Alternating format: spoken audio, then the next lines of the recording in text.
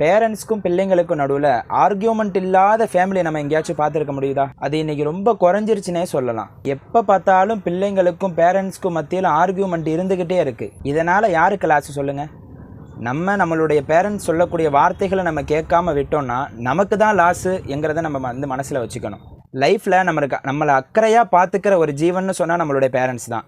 அப்பேற்பட்ட அந்த பேரண்ட்ஸ் சொல்லக்கூடிய அந்த வார்த்தைகளை, அவங்க சொல்லக்கூடிய அனுபவத்தையும் தன்னுடைய வாழ்க்கை அனுபவத்தை பகிர்ந்துக்கிறாங்கல்ல, அதை நம்ம கேட்கும் பொழுது கவனமாக காது கொடுத்து கேட்கணும்.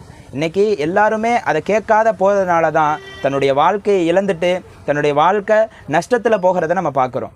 பேரண்ட்ஸ் சொல்லக்கூடிய ஒவ்வொரு அனுபவத்தையும் நம்ம பெற்றுக்கிட்டோன்னு சொன்னால் நம்மளுடைய வாழ்க்கை பிரகாசமாக இருக்குங்கிறத நம்ம மறந்துடக்கூடாது. அவங்கள தவிர நமக்கு அக்கறையாக சொல்லக்கூடியவங்க இந்த உலகத்தில் யாருமே கிடையாது.